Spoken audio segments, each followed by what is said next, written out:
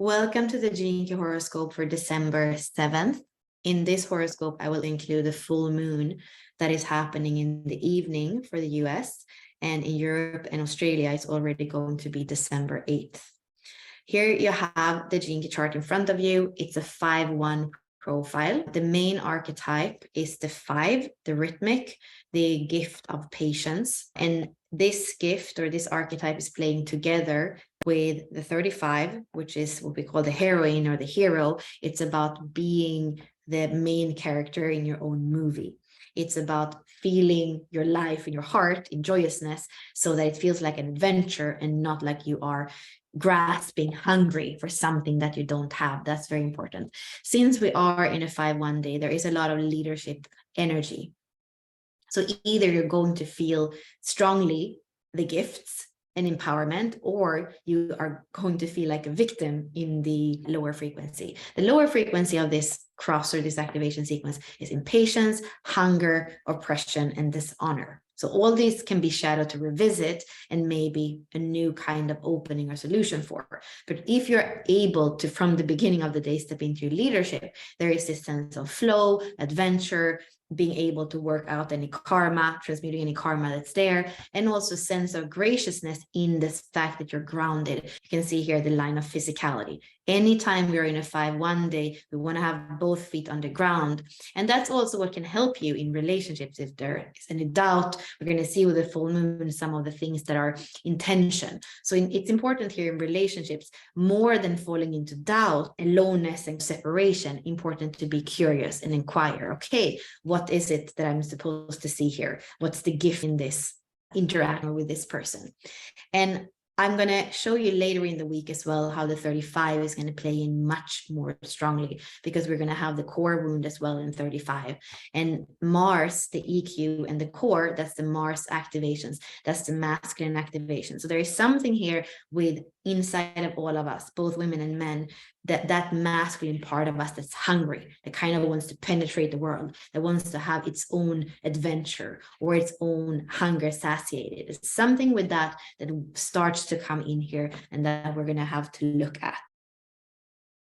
So here we have the chart for the full moon at 11:08 p.m. Eastern time. You can see here that we've changed into a 5-2 chart. So from that 5-1 chart, leadership with a lot of individual empowerment, physicality, both feet on the ground. Here in the full moon chart, we see much more about partnership, about the ease, the flow, the relationship with the other, how we can get to know ourselves better with that mirroring and reciprocity of the other, and the communication with the other. And that's also in the theme here. In the full moon, we have the opposition between the moon and Mars in Gemini, and then the sun in Sagittarius. So here, as we are in Gemini, it has to do with communication, it has to do with relationship, and we have added energy. The moon is emotional drive, and then Mars is drive in general. So added energy for communication. I would say it is about feeling into, where do you speak from? Do you speak from the heart, or do you speak maybe from a place of hurt, maybe from a place of hunger? You have this in the 35. So a little bit of being careful before we just speak. There can be things where you felt like you didn't have the way or the energy to express before, and suddenly it's there. But make sure that you're not going to have to regret it after or apologize after. There can also be a bit of that view of my truth, and I'm imposing my truth on you with having Sagittarius here. Instead, I see it as a possibility to communicate something that can open new ways forward. There is the ruler of Sagittarius that is Jupiter, that is in Aries, and that is going direct. So there's definitely an energy forward here, even if we have had Mars for a while here retrograde in Gemini. There's a reassessment. There might be many different alternatives as you're deciding what to say, as you're deciding things to say yes to and no to. But in all, there is an energy forward, is what I feel. We also have opposition between Pluto and Lilith.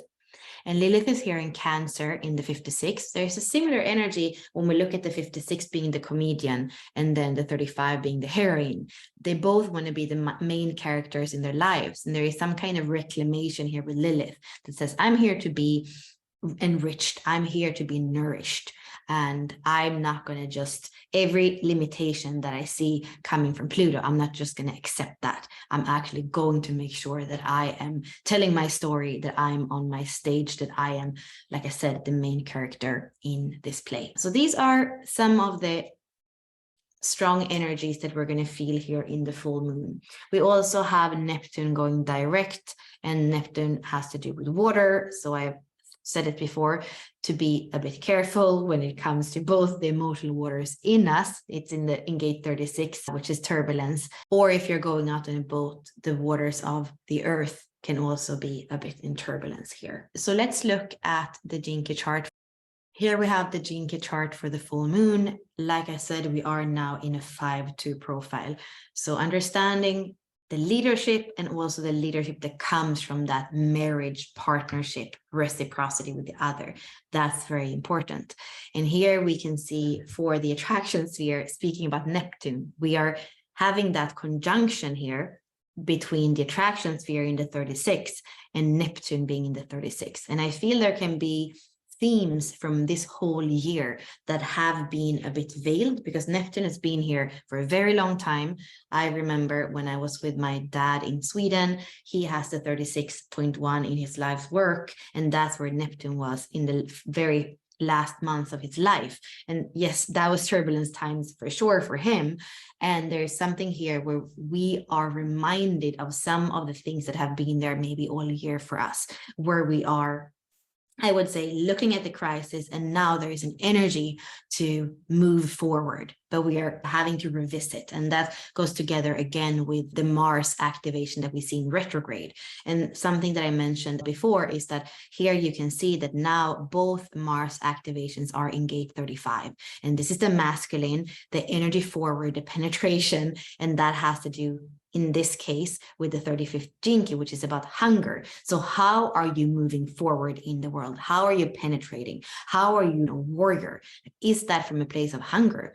What are those themes of hunger that are actually not allowing you to have this beautiful reciprocity in your life, to transmute the karma? Maybe instead you're going out with hunger and you're creating more karma. And here again, I want to highlight that we have the masculine, whether we are men or women. So it's that part of you that is more about energy forward, movement, action. That's the energy that you want to check in with for this full moon, to not perpetuate the hunger of that part of you, speaking about the polarities between the receptive part of you and the more yang part of you. And here again, we are reminded of the innocence. The overall law here is the 25. So it is about coming back to our innocence. Even if we see a lot of the things happening in the world, hunger, when it comes to money, for example, when it comes to power, we are still asked to come back to those universal laws of universal love, of coming back to our own innocence, of simplifying and of accepting some of the things that are happening, but becoming aware of them. That's really how we're going to be able to transmute karma and actually find grace, whatever is going on. And also the SQ in the 40th Jinky is part of that surrender. The 40th Jinky is also connected to the first seal, which is the remedy for the first core wound, the core wound of repression, but also that wound that sits very deep into the bones, into our form. To summarize this full moon, leadership, your empowerment, and more than anything with relationships, and coming out of turbulence, or being clear about what the turbulence is so that you can actually transmute that karma. There is something with the masculine aspect in all of us that wants to be checked, because there is a tendency for us to maybe go out and go after things from a place of hunger and not from a place of adventure. So we can look at that and we can step into more of a higher frequency that comes from the heart, not from a lack of something, but an empowerment of going out and being able to create in the world and to act in the world. And then again, the law here is universal love, acceptance of what is. And even if it can look like turbulent times, it's definitely a possibility here for us to find grace and to be able to zoom in and out in order to see the big perspective and not get lost in the details. I hope that was helpful. Bye for now.